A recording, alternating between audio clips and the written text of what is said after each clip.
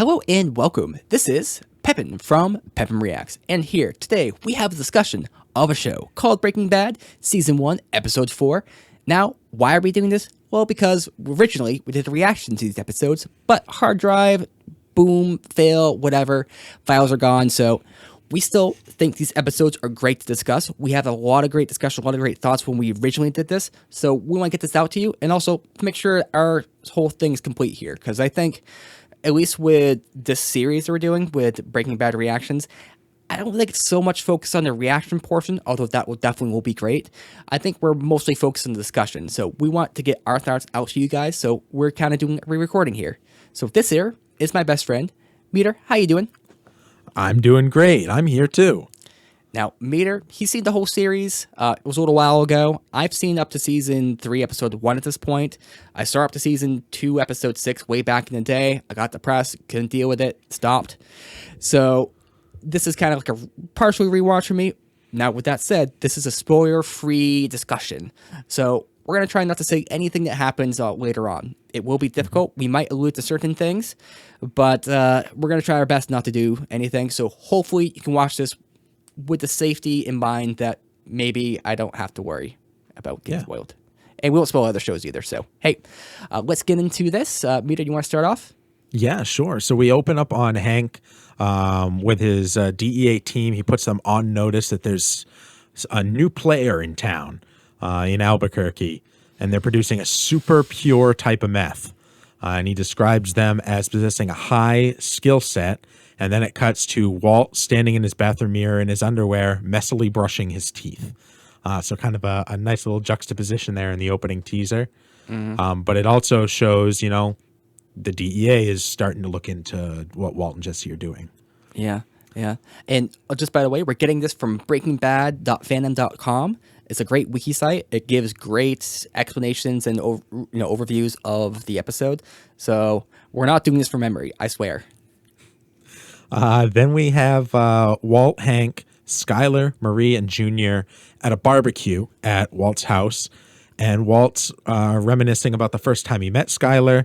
And then she bursts into tears, runs inside the house. And Marie's like, what's wrong? He tells them all that, hey, I have cancer. Junior, Hank, and Marie are shocked at the news. And Skyler blames chemicals from Walt's past lab work. And Marie proposes an oncology treatment plan. Hank assures Walt he will take care of his family, whatever happens. So kind of a family all working together here. Yeah, and if I believe right, this is kind of introducing the idea. Maybe it was in season or episode 2 or 3, but Marie has some sort of medical experience, some sort of expertise here. Yeah. So her weight means a lot to Skyler. Yeah. Yeah. And I think Walt's expression when Hank says, like, I'll take care of your family no matter what happens, Walt is, like, kind of chagrined about it. He's like, he kind of takes exception to it in a way. Like, Hank's trying to, like, ease his mind, and he's almost offended by it. At least is how I read that exact hyper-specific moment. So then we cut to Jesse, who's hanging out with Combo and Skinny Pete. Jesse brags that he cooked a whole bunch of meth and only offers them pot. And they're like, he's like, I'm trying to stay off meth. It makes me paranoid. And they're like, we'll leave then. And Jesse's like, no, it's cool. I was just joking, and pulls out some meth. And then it cuts to the next morning when Jesse's like peering through parted curtains at the street outside. And he sees two scruffy bikers march toward the house with weapons. Jesse runs out the back door. And then we cut to the front door, and the two bikers are actually just two Mormon missionaries on bicycles. Mm-hmm. So that paranoia really showing in a very literal way. Yeah, I've been there with that kind of paranoia before, like with something else, not math, obviously. But yeah, I definitely can see that.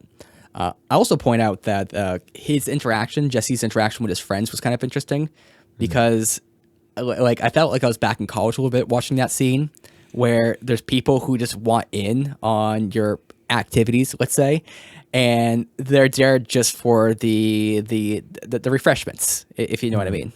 Kind of fair weather friends. Yeah, it's really kind of sketchy. I don't like that kind of attitude.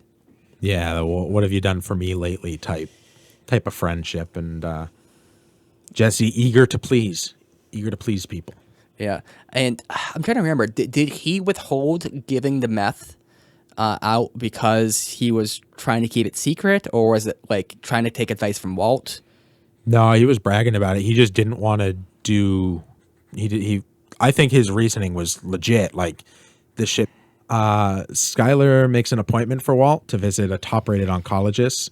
Walt initially balks because it's $5,000 deposit on the treatment, but he does relent, saying he'll borrow the money from his pension.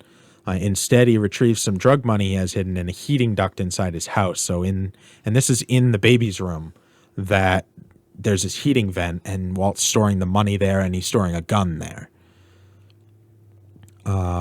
He pretends he's checking for mice when Junior interrupts him, and confused by Walt acting as if nothing's going on. So Walt's like, nothing's going on. What are you talking about? And Junior's like, dude, you have cancer. Stop pretending everything's normal. Like, it's okay for shit to not be normal. Mm-hmm. And it's kind of a big moment right there. Yeah, he's being very real. And, Walt is just acting very sketchy. And also the fact he puts it in the baby room, that's like super interesting too. It is. I guess in a way it's like where his thoughts are. But it's also just weird he puts the gun in there too. Because what does it imply about his relationship with that baby? Like, I don't know where I'm coming with that exactly, but it just seems like a very interesting choice. Yeah, I mean, it depends what the baby is symbolizing in this moment. I think in the past we've said the future, and that I think that's a good point, that he's storing his money there because that's where his mind is in the future. Like, that's what the money's going towards, is the baby, the future. So Walt goes to a credit union. A man pulls up and is just like a dick. He swipes a parking space. He talks loudly into Bluetooth. Walt gives the teller a whole bunch of money and asks for a cashier's check made out to the oncology partnership. And while he waits, Ken, the guy who's being a dick, is just like loudly having a conversation, talking about like banging chicks and stuff like that. And, I make all this money. He's just being like a real fucking tool. Yep. I've worked at a bank before, and I've seen that kind of customer. They are the ultimate worst. And then I've also seen the customers come in, and they're obviously just hustling drug money. Like they're not customers. They would never get a bank account anywhere, and they'll like pay a $7 fee to get a cashier's check, and they'll write it out to themselves. And it's like, what fuck are you doing right now? Mm-hmm. Hey, so that night we see a mother, father, and a well-dressed preteen boy eating dinner. They hear a noise outside, and they discover it's Jesse with a foot in some patio furniture out in their backyard, and they let Jesse sleep at their house. Turns out it's his parents. And when he wakes up the next evening, they decide to let Jesse stay with them on the condition that he attends support groups concerning his drug use. However, Jesse's mother frets about his effect on the younger boy, Jesse's little brother, Jake.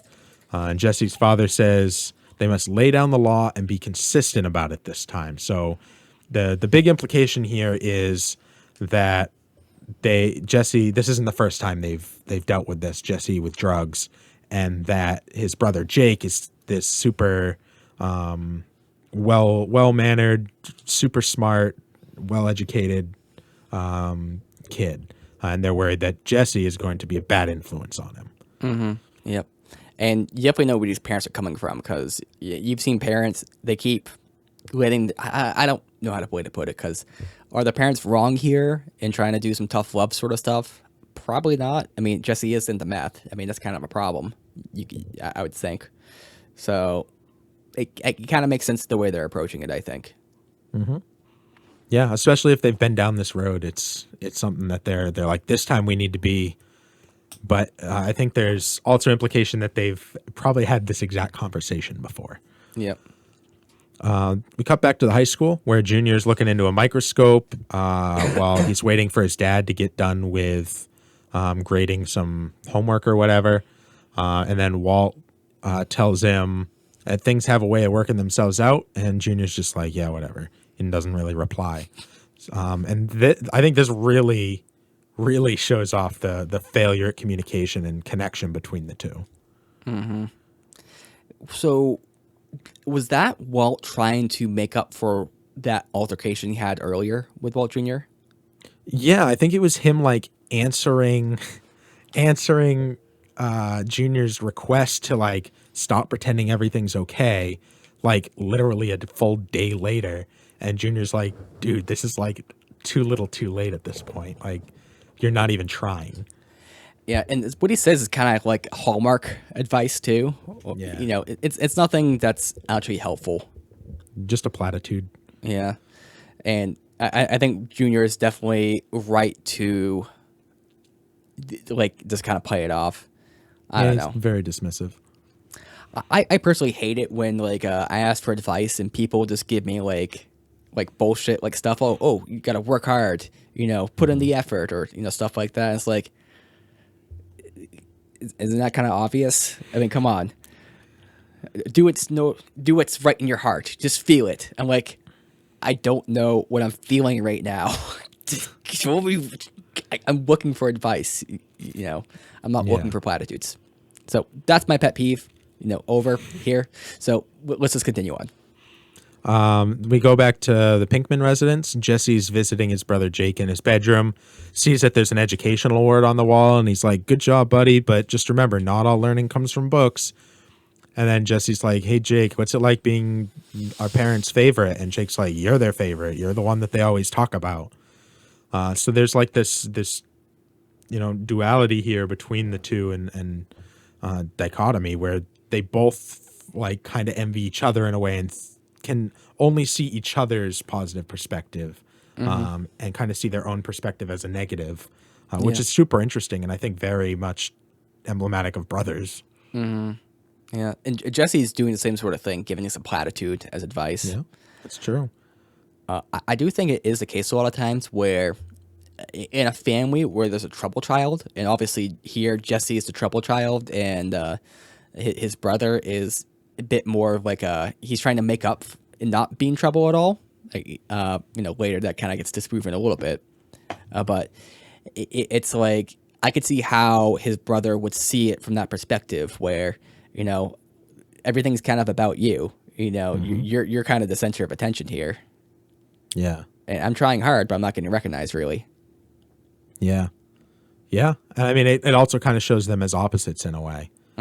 Which is super interesting because then we go to Jesse in his old room and he comes across he's going through like old paperwork and stuff, and he comes across a chemistry paper from high school that Walt himself had graded with an F, and it just said like apply yourself, and I think it said not even close, apply yourself.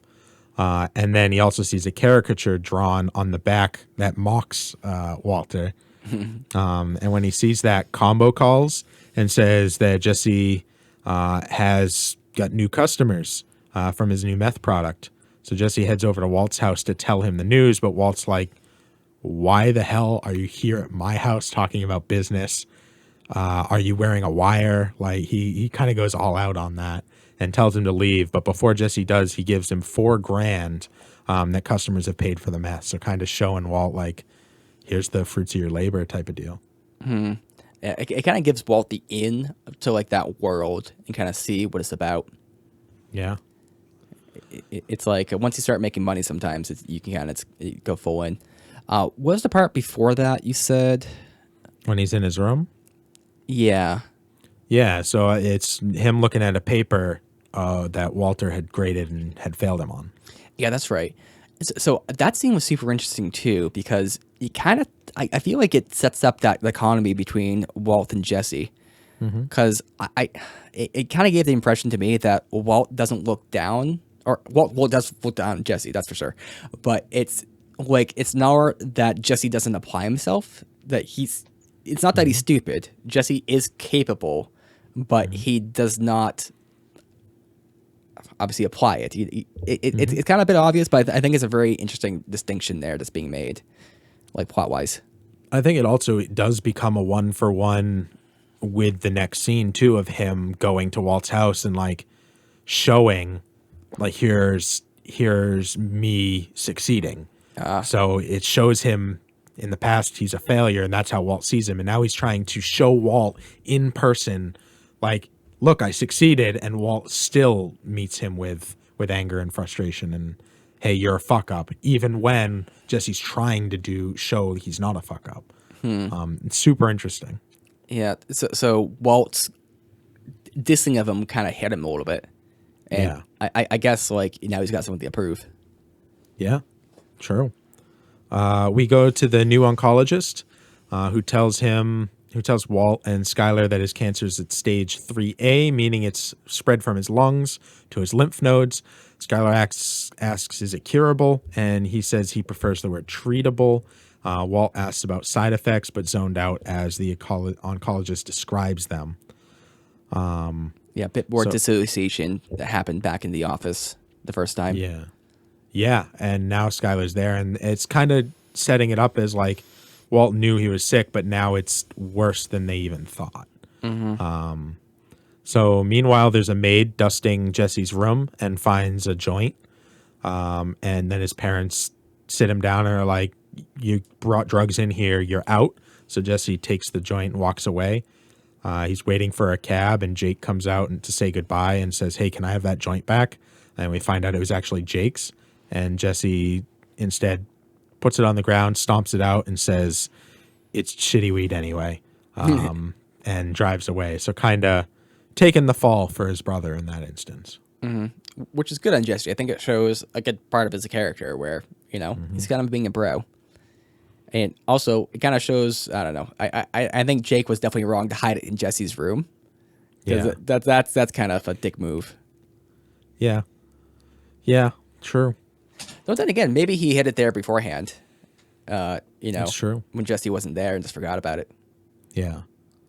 Yeah, probably. But I'm not sure on that. So Skylar asks Walt, can you start the treatment next week? And Walt says, I don't know. It's $90,000 worth of treatment. That might not work. It could leave you completely broke and me dead anyway. And then Junior gets pissed and tells him, well, if that's how you feel, just give up and die already. And it's kind of this big moment right there. Yeah. There was a lot of disagreement in our discussion originally of that scene because there's the big question there.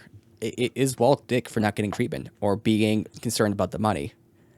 Like, I empathize 100% with Walt here. Like, if it's $90,000, I have a family, and I'm not sure if I'm even going to survive. Cancer of the lymph nodes is pretty serious.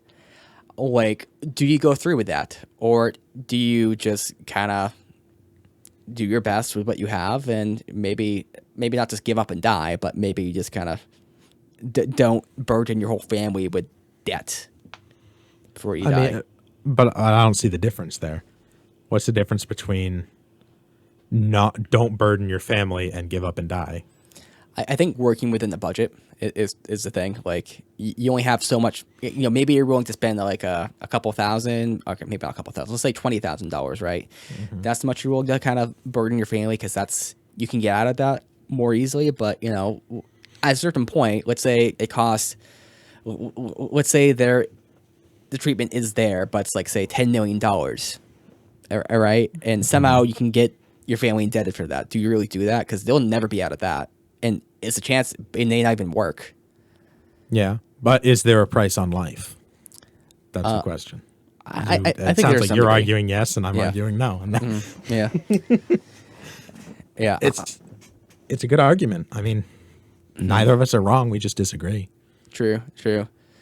Yeah. I still, I won't say I feel super strongly. And really, I think I think what we came to for a breaking point, not a breaking point, what do you call it?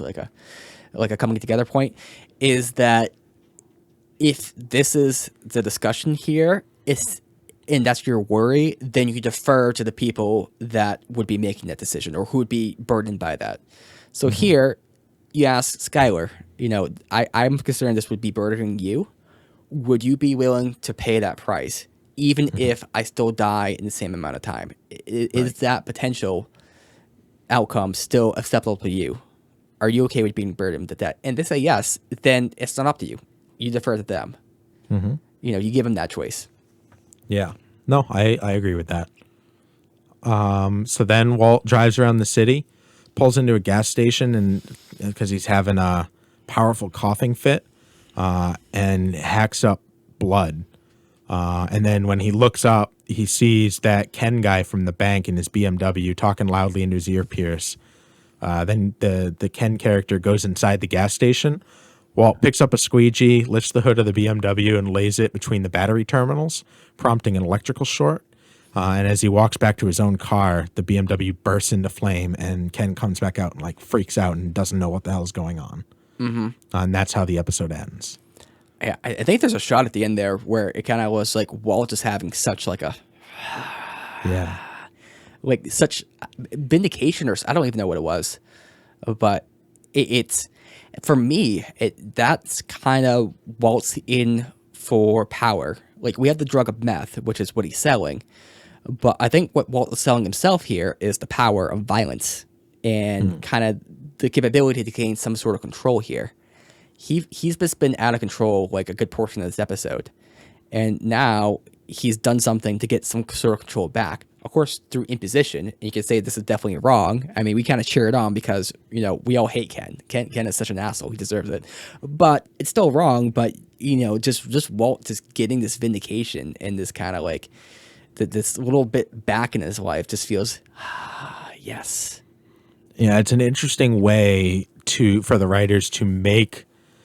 To let Walt do something bad, and us to not feel that bad about it. Because they spent a lot of time building up Ken as this guy needs to get his comeuppance, and then they let Walt exact that on him.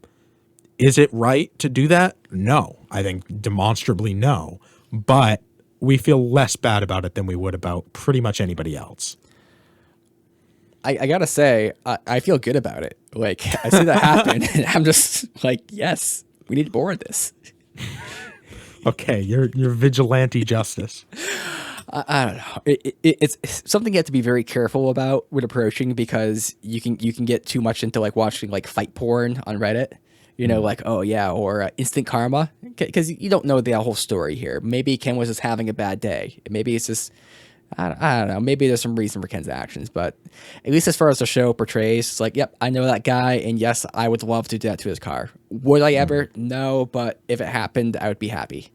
Yeah, it's kind of letting the audience act on those impulses, those taboo impulses, through Walt. Yeah, and feel not so bad about it. Really, really interesting and well done. Do you have any other thoughts on that scene or any other scenes in the episode here, Meader? None other than to just say that I think that this episode did a good job of kind of tackling the whole, this is Walt's coming out party for cancer. And kind of his whole family coming to the understanding that Walt has cancer, and now it's out there. And then I think it sets up a lot of dominoes for the potential future of how is Walt going to react now. And on top of that, the meth business is starting to take off. Yeah. It also isolates Jesse a lot, because he went back to his family and his family kicked him out. And his friends were only there because of meth. So Jesse's very isolated right now. Walt kicked him out. Everybody is turning their back on Jesse. He's definitely regressing a lot. You could say he went back to childhood in some way. That's a really good point. You reminded me of a point you brought up when we first discussed this episode, which was the title of the episode, which is Cancer Man. And the question is, who's Cancer Man in this episode? There's a lot of potential answers for that, and also what it means, too. Because you could say Walt is the Cancer Man because he has cancer, right? And so that's a literal reading of it. But then Walt, in a way, is becoming a cancer because of his actions he took here. True. Jesse could be argued to be Cancer Man because he's kind of cancer to his family. And then there's also the argument about Ken being a Cancer. Yep. And there's probably one or two other people it could apply to in this episode. I forget. But, at least those 4 people, like, this episode title could apply to in just the same sort of way, but from these different perspectives. Yeah. Yeah, and they do that a lot with episode titles. They do a really good job of, like, everything has at least 2 meanings, and it's really, really well done. And I think that this episode was a good one for not having a lot of, like, progression of anything. It kind of set the stage for where things are at, where things were, where they're going, dynamics between people, and kind of set some of the, it set a lot of relationships up so we understand everything. And I think the biggest thing you can learn from this episode is to go to a credit union and not a bank. Banks kind of suck, if we're being honest. I mean, they offer like barely any interest. They often charge lots of weird fees and stuff. Credit unions are typically a lot better. So definitely I advise you go to them. And this is the main takeaway I think you should take from the episode. Credit unions are us. It's banks are the lowest, then credit unions are next highest, then the baby's room. Yeah, I mean, you can get all the money you can from the baby's room, right? It's an infinite supply. It's got a gun in there too, so if you run out, got a gun in there too. You can't get that at a credit union. So, if you guys liked this episode, definitely leave a like. If you hated the episode, leave a like. If you want to comment, go down, say hey ho howdy do, milfs milfs milfs milfs, and until next time, Pepin reacts. Peace.